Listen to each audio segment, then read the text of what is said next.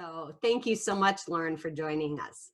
Really happy to have you here. And I'm delighted you've been such a huge support for the Matrix Guard since the very first moment I told you about it. And I've appreciated and benefited hugely from all that you've done for us already. So thank you so much. Absolutely. My pleasure. All right. So our first getting to know you, we are interested. Can you state your name and then claim your identity, however you most like to be described or seen by the world? Mm-hmm. So my name is Lauren E. Miller. My background is in adult education. I've got my master's in adult education and certified in coaching, whether it's couples, life, or executive coaching. How I would describe myself is as a conqueror, one that has walked through the eye of the storm and has emerged, thankfully, on the other side of advanced cancer and going through divorce at the same time. So I often wake up with the gift of each new day, just with a thankful heart and knowing that I move forward with that conquering mindset, that no matter what happens outside of me, I have a greater strength within me to be able to overcome. That's beautiful. And it is so how you live in the world. And not only that, but you inspire everybody around you to have that same spirit. It's contagious, and how you live in the world is one of the most, you are truly one of my most admired human beings. And I think everyone who's in your presence is made better by that. So thank you. Thank you for seeing the inner strength within me. Absolutely. All right. So we're going to ask a question, just kind of a fun question to get to know a little bit about you that we wouldn't probably know otherwise. We're curious about what your theme song is. That's a very good question. I've been singing my theme song since I was 17 years old. It actually came from a personal transition. I call it my Paul Saul conversion experience. I was playing in the world, picking up the shiny objects and the trinkets. I was rising and falling depending upon how the world judged me, the labels they placed on me. And I was bouncing, toggling back and forth between emotional highs and emotional lows until I came back into myself and reconnected to God within. When I had that conversion experience, there actually came a song that went along with it. Can't remember who sang it, but I remember singing it at the top of my lungs when I experienced I am no longer spilling out of myself and taking the form of whatever it is that I spill into. Mm-hmm. I am now moving from the inside out. And the song goes, I will carry the torch. I will lift high his name. I will march through the darkness with the light of his name till the glory of God is seen by the world. I will carry the torch of the Lord. So oftentimes I'll wake up and going through the darkness of facing my own death and given 5 years to live back in 2006. That was a song that I would sing triumphantly in spite of the diagnosis that I was told. Wow. That, and who knew you could sing? This is a totally new skill. I'm a shower singer. Well, but I'm happy to share today. Wow, that is remarkable. That in and of itself is inspiring. And what a perfect song for you. What a representation of what you've been through. And you were singing it when you were 17 before you knew you were going to go through these experiences and come out the other side. So absolutely beautiful. It was my theme song and still is. Yeah, beautiful. All right. Thinking about how a good friend would describe you, how other people experience you, what one word might you use or might a friend use to describe you? I've heard it enough times that I can share it. Triumphant. There are different ways that I've been told that. And again, stresses the power you give to outside circumstance to define your worth, value, and capability. When I went through two of life's top stressors at the same time, advanced cancer and divorce, I always had a choice point.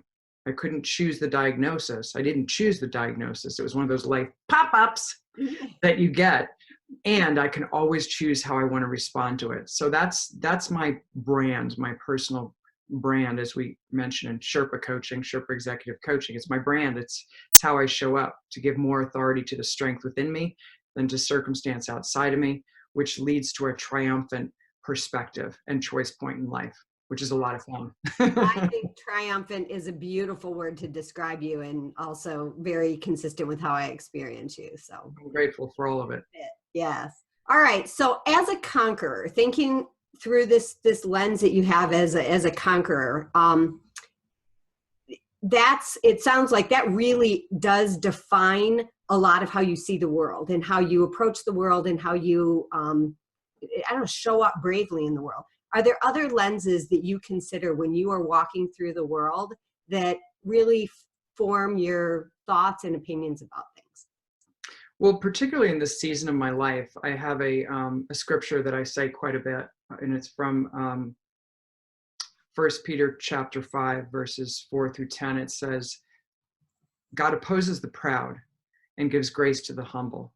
Humble yourselves, therefore, under God's mighty hand, and he will lift you up. Cast all your anxiety upon him, for he cares for you. Be sober and alert of mind. So I'll often talk about being the landlord of my mind, what's going on between my two ears, and who am I giving free rent to that's trashing my interior castle.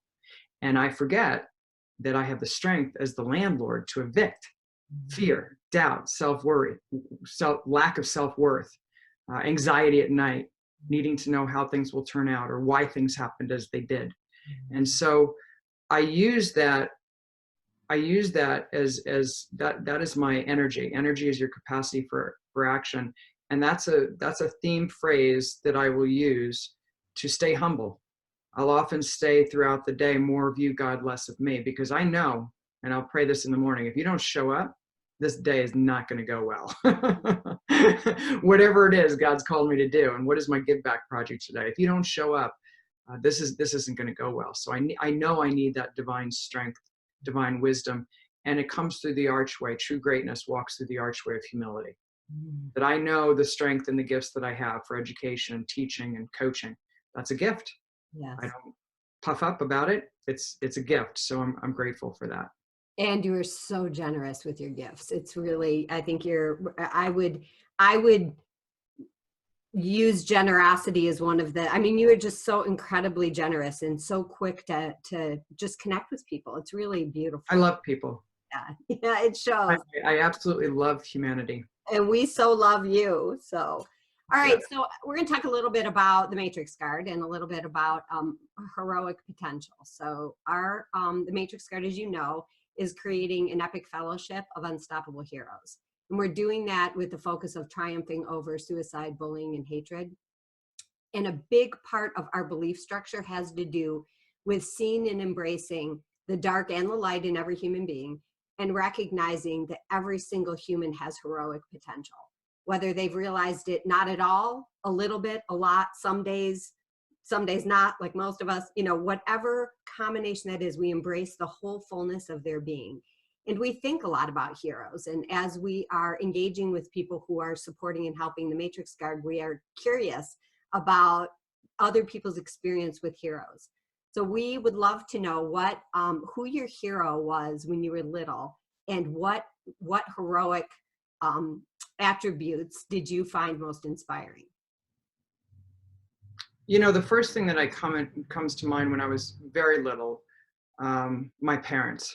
Mm-hmm. Both of them were heroes to me in so many ways because they modeled love, forgiveness. They went through some difficult times, I remember, in their marriage. And I remember my dad sitting me down because I said, "Are you guys going to get divorced?" And I was worried about that. And I remember him saying, "Listen, there are choices A, B, C. D is not an option. So we're working through A, B, and C." And even though I've walked through the experience of divorce, I'm a huge fan of marriage because I've seen it work for 50 years.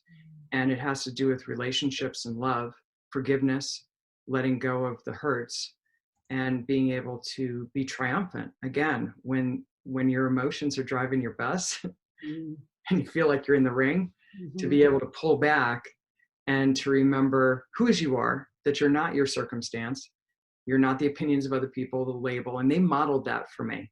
They continually spoke life into me. And that came back when I remember one time I was bald and breastless going through the cancer, and I was in fetal position. And I'm a second-degree black belt, and I'd been at the top of my game physically speaking, and I remember I had to crawl to the bathroom because I was shaking so much. And just being in that space, I heard my parents dropped what they were doing and came and lived with me because I was diagnosed 1 week prior to my final divorce court date. And I had 3 young kids, 8, 10, and 12 at the time. and they spoke life into me, even when I was in that dark night of the soul experience and facing my own death. And that voice was triumphant over the serpents of fear. You can't do this. You're going to die.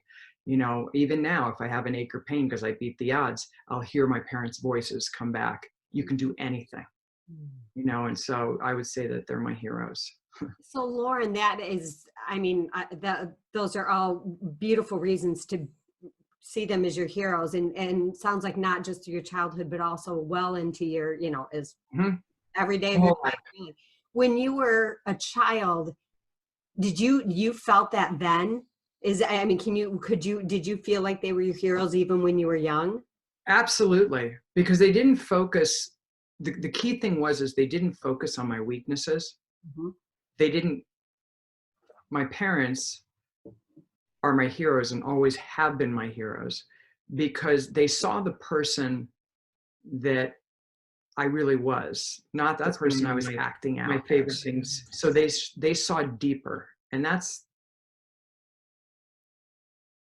in my own life to think, dear God, give me the ability to see people for who they desire to be rather than how their behavior shows up. And that's the gift that the heroes, my parents, gave to me. They saw me for who I desired to be rather than how my behavior showed up. So they were constantly pulling me up and out of myself, even when I would get in Gollum in the cave and clinging to my rings in life when I was younger, whatever it was. And they would constantly call me up and out of my ring or my attachments or my need to be seen, acknowledged, and recognized. They constantly called me up. I remember one time in particular, I was really young, but I was dating someone that patronized me. Mm. And it was very patronizing and verbally abusive. And my mom said, you are the one that can say yes or no to this. It's in your power. How is this working for you? Mm. And it really guided me back to myself, thinking, I don't want to be patronized. So I started setting healthy boundaries and learning how to do that. I didn't know how to do it. I was just kind of letting it happen. And abuse loves company. Yeah. It'll gather all kinds of people together to create a really good verdict that you're unworthy or that you don't deserve better, all that kind of trash talk, head trash. What a great gift that your parents gave that to you. That's really quite Yeah, incredible, and it served you well, yeah. in many. Definitely helped save my life. Absolutely, I can see why. So thinking about your own challenges, everybody, all of us have challenges in our life, and we're very curious about people who experience challenges and overcome them and then are better for the challenge. Do Mhm. you have any experiences like that? Well, I know you do. Yeah, absolutely. So the experiences that I have with challenges, that's the question. Yep. The experiences that I personally have gone through, I refer to it as my dark night of the soul experience. And I truly believe that in order to be well equipped to do the work that I'm called to do in terms of championing human potential, even in the midst of trauma and darkness, as well as losing your path in life, book knowledge is great. And I'm a huge fan of being a good student. Yet when I was diagnosed with advanced cancer and divorce, there is nothing like going through the eye of the storm and boots on the ground experience with suffering, because suffering unites the hearts of humanity quicker than anything if you're willing to be trained by it for deeper connection and if you're open to healing. One of my favorite parables is when Jesus is walking by this pool in Bethesda, and this pool, I guess, was a healing place, a place where the blind, the lame, those who were sick, even emotionally, I'm sure, those who were depressed, those who felt attacked by the world and were giving more authority to people around them than to their ability to handle it, all hanging out by this pool. What's very interesting is when Jesus asked this one man that had been paralyzed, laying there for 38 years, do you want to get well? Do you want to get well? And that's a very powerful question, Mhm. because that came to me when I was diagnosed with advanced cancer. Uh, do I want to get well? That was a decision that unleashed the strength and the focus to overcome a death sentence back in 2006. Do you want to get well? That's the first step. My name is Lauren Miller. And you know what? this is the deal. I've got advanced cancer. They're giving me 5 years. And I'm going through divorce with 3 young kids. And I choose health and restoration down to the cellular level, no matter what. So it's that choice point that I needed to be reminded of. Do I want to get well? Yes, I do. Well, then pick up your mat. Let's go. Let's do this. And let's gather the resources needed in order to be able to do that. So in less than 2 years, my greatest training was going through a double mastectomy, 16 weeks of 16 additional chemos, 2 years of chemotherapy, experimental chemotherapy. I went through 6 weeks of daily radiation, 14 surgeries due to 3rd-degree burns on my chest from my clavicle down to my midriff. I had an open wound the size of a large orange for a year, which made me very compassionate. This is part of my training, because I was walking around with an open wound that was like this big, and no one knew, and yet I knew. And so it gave me such compassion, because I would walk around looking into the faces of humanity and just wondering, what is your wound? Yeah. What is it that people don't see, that you're hiding? Yet when you open it up, which I did after 14 surgeries, they had to graft my back on my front. So my big joke is, I don't know if I'm coming or going most days. The healing took place.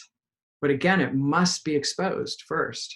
So my suffering actually led to my training to be able to support and encourage and empower other people who are entrusted to my care, which is why I love the Matrix so much, because of that whole methodology of seeking and saving those who have forgotten their worth and value. I love that. I love that description of what we're doing. And I love your story of how you went through this challenge and came out in the countless ways in which you not only came out better, but that what you, well, not better, but stronger in this way that has affected so many other people, and that you have used that to strengthen your service to the world. It's just absolutely remarkable. I feel like we have all benefited for you going through that dark night of the soul. And you're so, and I use the word generous again, just incredibly generous with what you've learned with it feels generous to be on the other end of any interaction with you. It feels like you see people for their very best. I mean, all the things that you say, which sound really great, there is nothing in the world like being in your presence, because it's exactly what it feels like. So your intentions and your behavior and the way you are so aligned in this really remarkable, beautiful way. So, Thank you. well, Thank you. I'm glad you see the reason for which my heart beats. why I'm still wearing this earth suit. Yes, I am so grateful. All right. So we recognize that human beings, that along with being human comes this deep desire to be mentally well, to feel good in your own being, to feel like you're aligned with who you want to be, that you wake up and go to bed every day feeling like there's meaning in your life and you matter and you're making a difference and people see you and they see the goodness in you.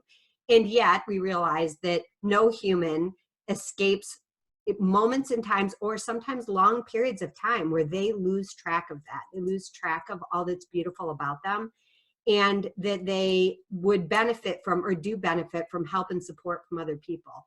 So do you have experiences personally or with people who are close to you around times when they were not mentally feeling well or feeling at their best, and were in need of help, that you could share with us? Absolutely.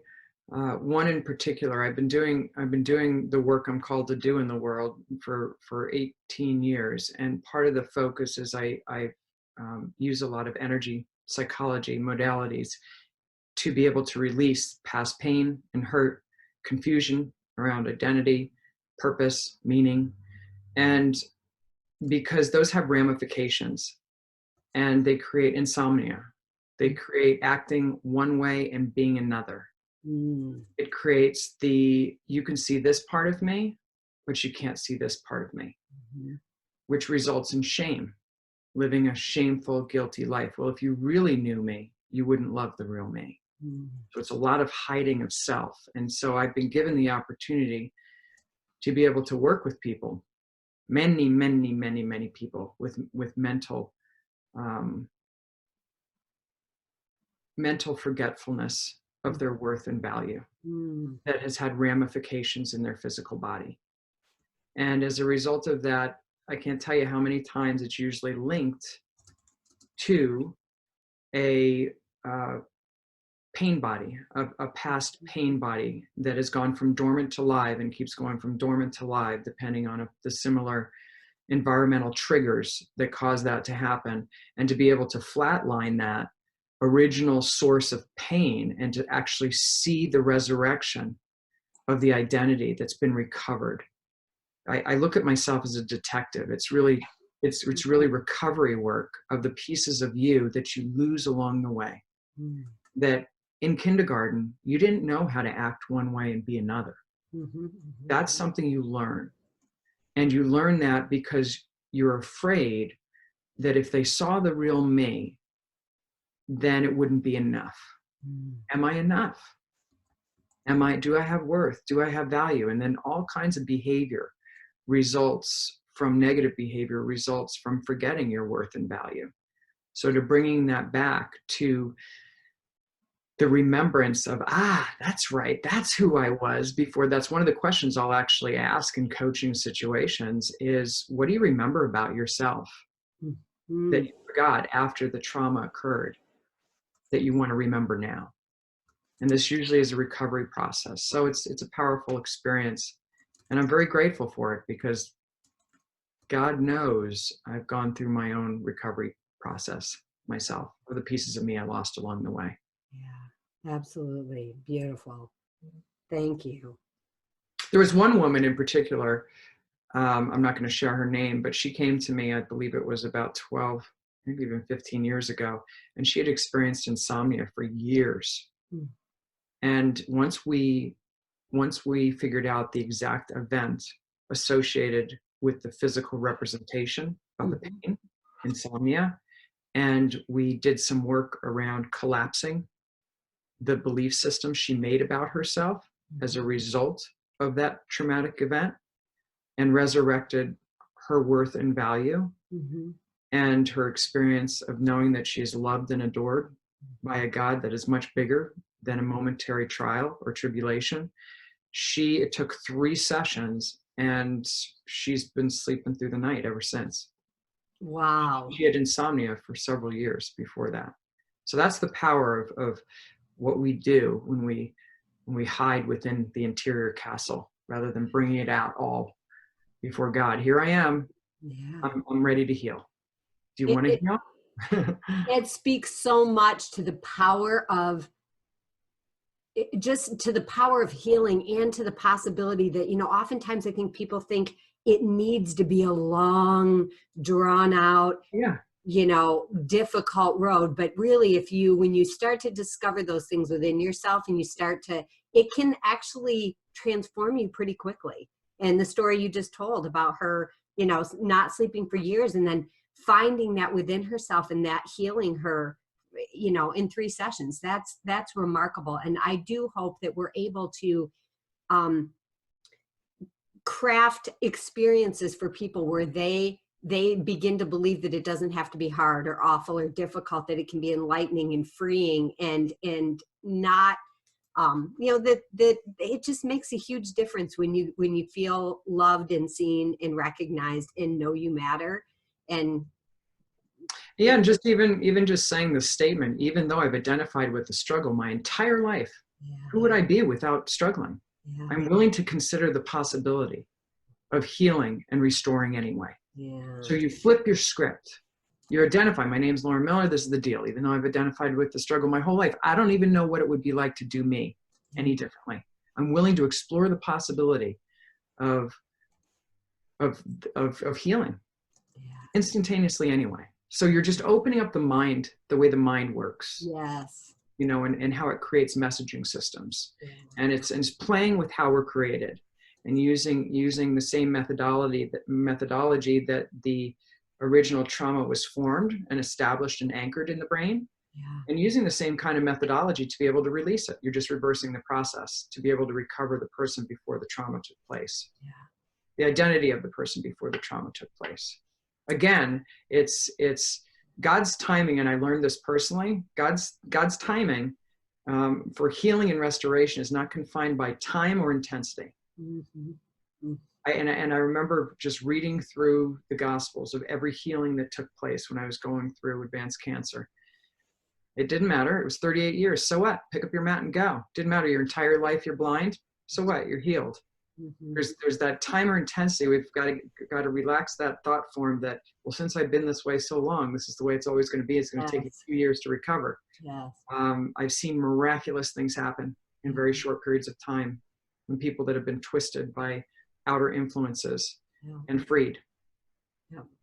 I love that. It's so inspiring to listen to you speak about this. We actually are going to be doing eventually a podcast and a show on our Twitch channel, and I can already imagine that Lauren Miller is going to be a frequent guest on this show. And, there's so much to learn from you, and I think in so much you have to contribute to the world. So in whatever informal and eventually formal way, I look forward to continuing to learn from you and helping other people benefit from the beauty of your gifts. So, that's what we're here for. Yeah. Yeah. Right. And that's our greatest joy, the measure through which we can help and serve each other. What's my give back project today? Because then you stop thinking of self. Yeah. Start thinking of everyone else out there. What can I do for someone today? Yeah, I love that. There's so many things that and I am actually taking notes just because so much of what you're sharing is so deeply resonant and relevant, and the language that you use to describe so much of what we're doing is just, it's just amazing. You have beautiful words and an amazing, remarkable gift for communicating things effectively. I'm grateful for it. I can't take credit for it, but I'm grateful for it. Yeah, I'm grateful you have this gift. It's given to me, and I'm grateful to be able to use it to champion and help humanity. Yeah. All right. So as you know, we're creating this epic fellowship of unstoppable heroes. And really, we one of the distinguishing things about the Matrix Guard is we are going to them on their turf, on their terms, on their timeline, speaking their language, figuring out. There's so many people who don't even know that they could benefit from help. They may not know, they may not even be willing to consider help. And even if they were, they don't know how to get it. They don't know where to go. And often with the group that we're looking at, sort of youth and young adults, even when they do go, they feel like, you're not my person. You don't get me. Like I don't feel heard, seen, or like I matter. So our ability to identify people where they are, we're using social media because that's where the youth and the young adults are primarily now. So going to them on their terms, being able to connect with them virtually, and then being able to offer to support them in whatever way, and then to stay with them on their journey for however long they would like us to stay with them, and to provide lots of different options for how we can do that. So the first social media platform that inspired the whole vision of the Matrix Guard is Twitch, which is an online platform that has predominantly been used for gaming. So there's 15 million people a day who participate on Twitch in some way. But Twitch is really changing the game of the virtual world. It's live, interactive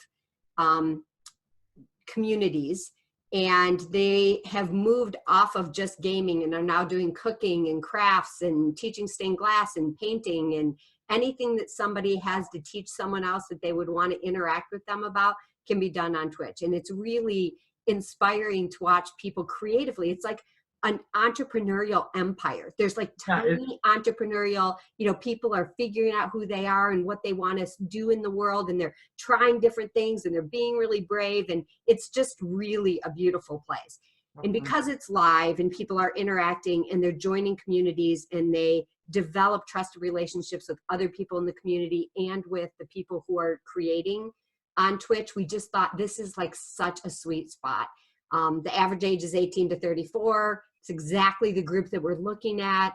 So we're really excited about being able to start there. And then the vision is that when, once we're able to do that well and begin there, that we will expand to other parts of social media where people are in need of connection. That's so wonderful. Yeah, thank you. I think so too. So it's, again, this is through me and not of me for sure. I just caught some, I got tough. Pencil in the hand of God, as Mother Teresa says. Yes, absolutely. So as a professional and as a human, as a conqueror and somebody who's triumphed through all these things, and a coach and someone who works with people on many different dimensions, what are your thoughts and reactions to the concept of the Matrix Guard? Well, instantly, it's a give back project to be able to help people remember whose they are, to remember that they're not their circumstance, they're not their environment, the triggers of the emotions. Emotions are so fickle, they rise and fall depending on how people judge you. You can have a ton of different emotions driving your bus throughout the day, and it robs your peace. And so the Matrix Guard, I love that thought of kind of a guardian angel, watching over you in life when no one else is, because everybody's, not everybody, but there are many people that are, including myself, self-absorbed and thinking about your position, your thoughts, your ability to win or move forward. And you cut down a lot of people along the way to get to where you want to go. So this is a way to identify those people that have lost themselves along the way, or perhaps haven't fully lost themselves, but they're just unhappy. Right. I'm not happy. I'm not satisfied. I feel like I always am hungry for something else. I don't sleep well at night. I worry about the future. All of those inner thoughts that can create a very dark hole. Believe me, I've been there. I've gone through some very dark times, mentally, spiritually, emotionally, when I was going through advanced cancer and divorce at the same time with 3 young kids, 8, 10, and 12, looking at me. I remember one time my son, who was 10, found me in my room. After I'd given my hair away, I just collapsed on the floor in my room, closed my door, and he snuck upstairs. My mom was downstairs, and he snuck up behind me, and I was crying so hard because it was the realization that I was fighting a life-threatening disease. And because when I had my hair and stuff, I grew up in Long Island, it's like big Long Island hair. When it was gone, it was the real reality of the situation. A lot of people, we each have our own reality of the dark night. And my son came up behind me, and God borrowed his mouth. He said, "Mommy, don't cry. Your soul still has hair." And so it was remembering you're not your circumstance. And I think the Matrix Guard, what that does is it helps. It's going to be that that loving, watchful, merciful gaze upon people that have lost themselves in the trinkets of the world, and perhaps not fully, but maybe 75%, maybe 50% of people, including myself, we spill out of ourselves and into and take the shape of whatever is outside of us. It's a very anxious, desperate space. And then that behavior that comes from it, suicide, is a ramification of that experience, that emotional trauma for long enough. I don't have worth. I'm out of here.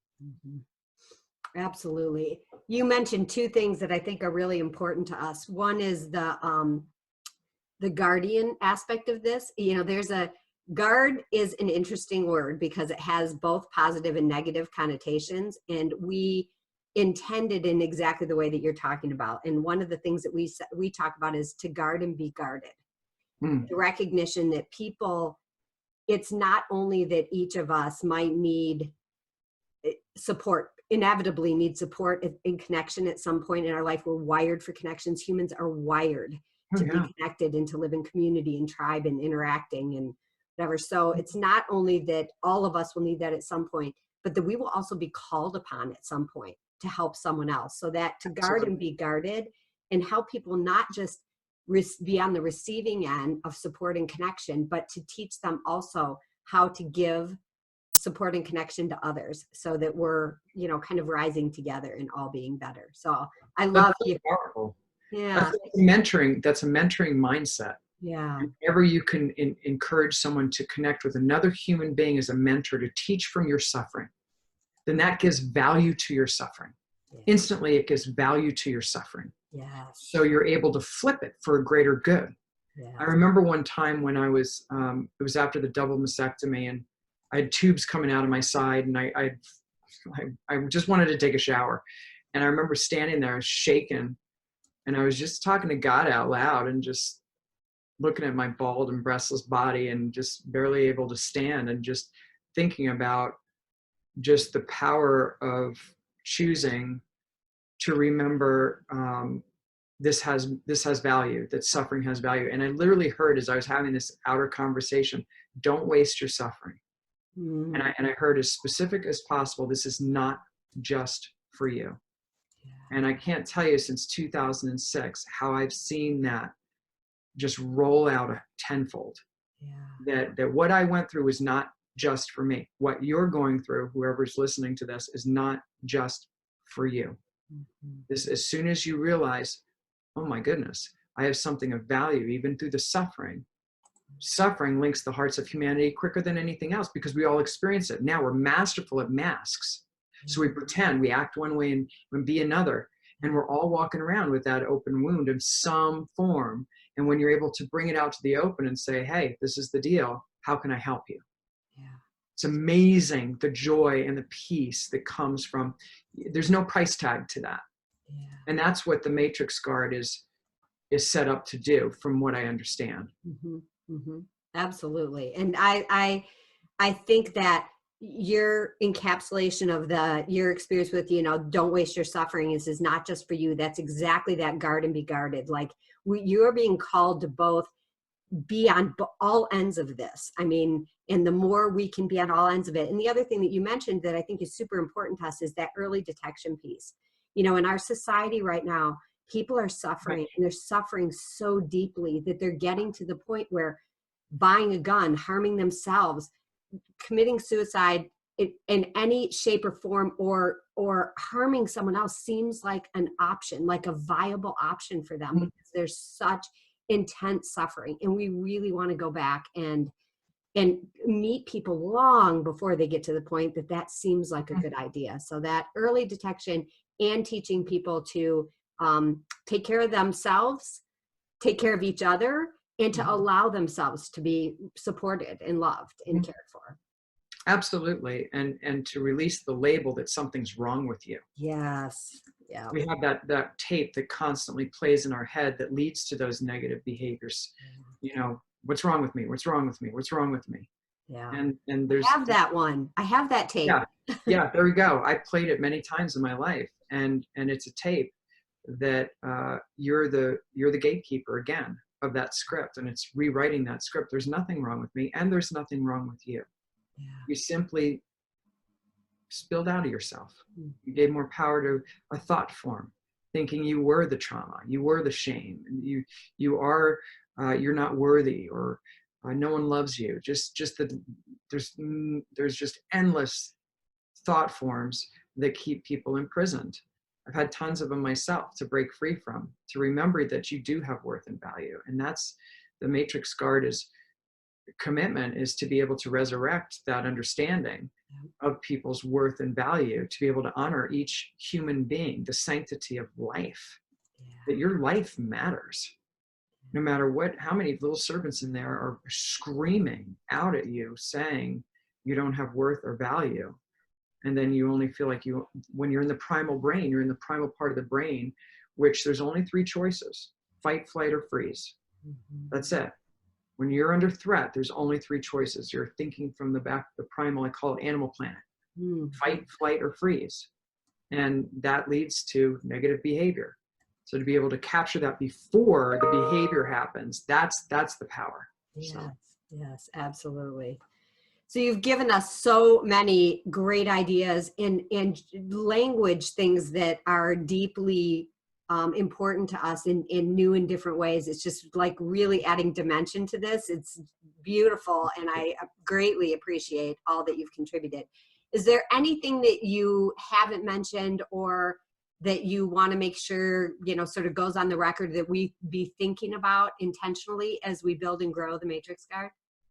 I think it's just the invitation of, dear God, give me wisdom to put forth a process for prevention, so that the behavior of suicide, it's a behavior, it's a ramification of giving power and authority to an impoverished view of your identity. You've forgotten that people have forgotten their worth and value, so much so that they feel like I'm just out of here, or it's too painful. They've given more authority to the pain than their ability to handle it successfully. And so really that piece of identifying it, saying, yeah, okay, there's the pain, and I'm willing to love and accept myself anyway. And there's the pain, and I have value anyway. And for the matrix guard to be able to identify for prevention so that the behavior doesn't occur, and the identities can be resurrected in a place of love and mercy, forgiveness, release, beginning again 100 times a day, that God sees you and you matter. It's a divine project that you're called to. Yes, well, thank you. I think those aspects are all incredibly important to us, and to weave those into what we're doing with in great intention, and also with our own willingness to ask for help and to bring in people who know things that we don't know, because we can never know it all. And the world is moving at such a rapid pace that it's, even if we knew everything in this moment, we will learn and grow as we go. And being able to take that guidance from both beyond us and from other people who know things that we don't know, and stay open to that, is really important. Yeah, that's so great. All right, so the last question, could you, in 1 to 3 words, could you summarize your reaction or your perceptions of the Matrix Guard? 1 to 3 words? 1 to 3 words to summarize my perception of the Matrix Guard would be to save lives. Beautiful. They've gotten lost along the way, but to save lives and to resurrect the dignity of human worth and value, that you matter. God sees you and you matter. I do a little give back of going down to work with the homeless, and I'll have people that participate with me write little notes. And one of the notes that we'll commonly put with packages we give out to people who have lost their homes and who are in that situation is that God sees you and you matter. And here's a behavior that we're showing you that you matter. So the Matrix Guard is a behavior that's showing people that they matter. Beautiful. One thing to talk about it, and if you don't put behavior to it, it's just a thought. Yeah. I would love to go with you when you can I be on Team Lauren to go out? And absolutely. I would love that. Yeah. All right, Lauren, thank you. This has just been it's just so full of really beautiful ideas and responses, in advancing our thinking about this in really remarkable ways. So you've continued to do that. I really didn't expect that there would be so much more that we would be able to benefit from today, because you and I have talked a lot about this, but there is never a conversation with you that isn't just rich and filled with things I didn't even know I needed to know. And I am changed. This is no different. I feel changed by the conversation that we've had, and so grateful to you for being willing to talk with us. Well, I'm grateful for you to saying yes to a give back project that's going to have a positive impact in this world. Thank you. Remind people how loved they are and that they're seen enough for you to do a behavior to reinforce that truth, that they have value. It's really powerful. So thank you. Thank you for your kind words, and thank you for having me on. Thank you. Will not be the last time, for sure. Yeah, absolutely. Right. Thank you, Lauren.